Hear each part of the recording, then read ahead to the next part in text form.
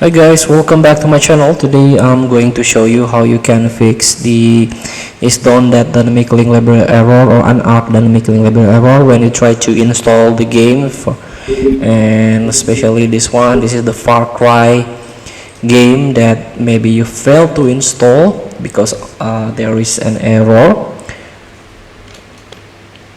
So here, in order to fix this unarc dynamic link library error or ISDone dynamic link library error, the first thing to do is increase your Windows page file or virtual memory.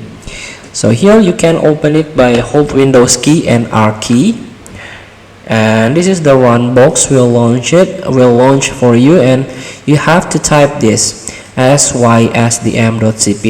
so you can pause this video. Then click OK. Now this is the system properties where you can add a virtual memory. Here you can click on a advanced. Under performance there is a settings, click it, and this is the performance option. Click again advanced, and here you can try to add a virtual memory. You can change total paging file size by click change under virtual memory tab. So you can untick this box.